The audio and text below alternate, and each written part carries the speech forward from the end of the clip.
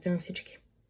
Днес ще ви разкажа за 10 човека, изчезнали абсолютно безследно и до ден днешен никой не ги е открил. Има също хора, които са изчезнали, но само че има оставени следи някъде около тях. И затова полицайите ги намират по-лесно. Но тези хора, които ще ви разкажа след малко, никога няма да бъдат открити. Така че, дайте по един лайк, абонирайте се и споделете видеото. Но преди да започнем, искам да кажа, че не успях да правя видеа, защото бях на почивка и оттам не можах да правя видеа. Но сега си влизам в ритъм и продължавам да качвам видеа. Така че да си знаете. И нека да започваме. Номер 10. Хенри Хъдсън.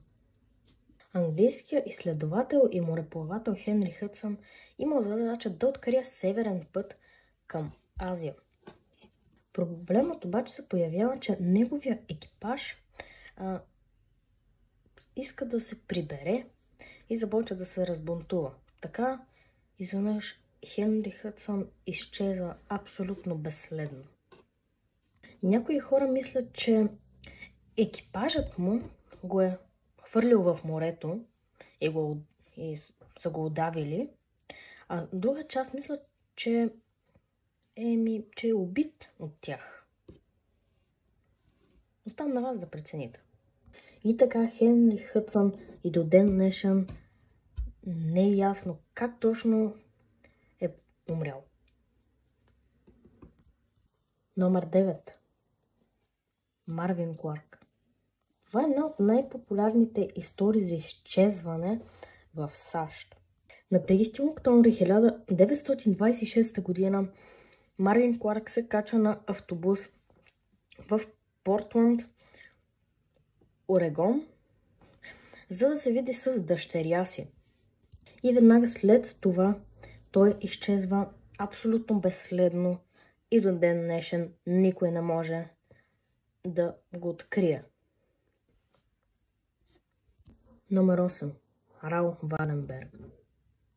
Известният дипломат и архитект Рал Валенберг е живял в Будапеща.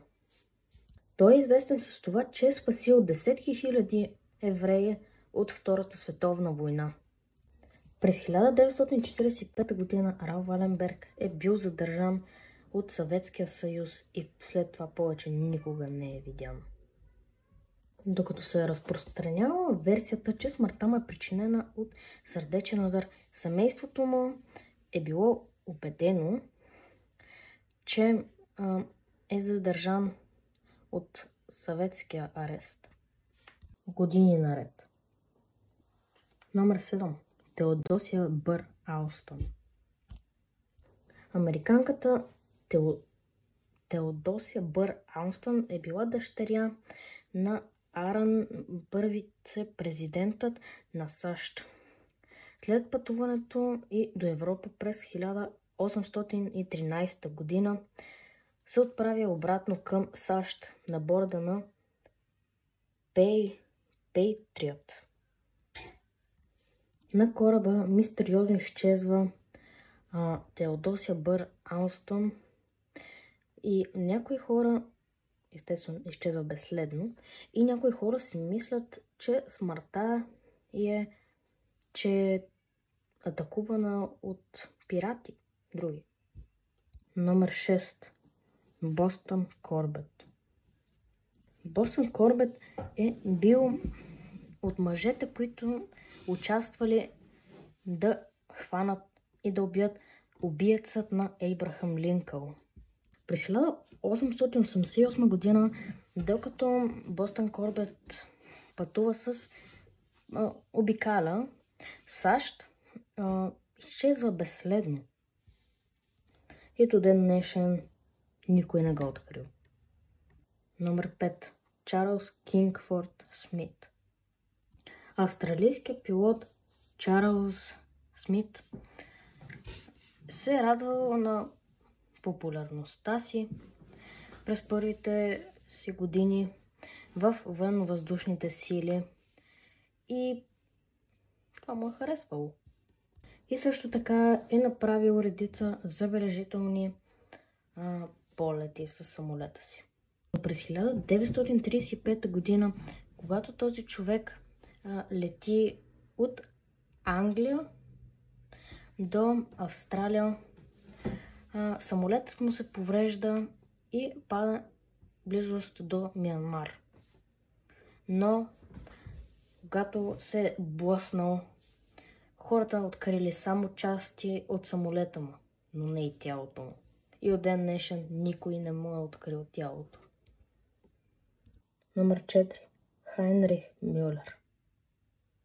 Според в ББЦ, шефът на гестапо бил видян последно в бункера на Хитлер в деня, в който нацистския лидер се самоубива. Съдбата на Хайнрих Мюлер остава неизвестна. И така, смъртта на една от най-главните фигури на нацистския режим никога не е била потвърдена. Номер 3. Джон Руфо. През 1998 година американският бизнесмен е бил затворен в затвора за 17 години за измама на различни финансови институции. Джон Руф така и така не се предал и не искал да седи 17 години в затвора и един ден той изчезнал безследно. И до ден днешен местните власти го търсят и ден днешен никога не е бил открит. Номер 2. Пърси Фосет. Британският изследовател е бил отсебен от идеята да намери изгубен древен град, който той наричал Z или Z на английски. Предполагам някъде намиращ се в Амазонка. През 1925 година Пърси Фосет се отправя към неследваната територия в Амазонка с приятел и сина си. Но те там изчезват абсолютно безследно. Някои хора мислят, че причината за смъртта им са били местни хора, които са си пазили градчета и са ги убили. Но това не е доказано. Номер 1. Уилям Кантело. Британецът Уилям Кантело е живял през 19 век. Казват, че той е измислил картечницата. Оръжието с многото патрони. Сигурно се сещат някои от вас, които разбират от оръжие. Този човек изчезва абсолютно безследно. Семейството му не има детектив, който да проследи стъпките му в Америка. Синовете на Уилям Кантело вярвали, че той приел нова самоличност. Пише Стар Инцидент. Така този човек и до ден днешен не е бил открит от нито един човек и остава в историята на човечеството като един от хората изчезнали безследно. Всичко, надявам се да ви е харесало видеото. И ако така, дайте един лайк, абонирайте се и споделете видеото. Това беше всичко от мен. Чао!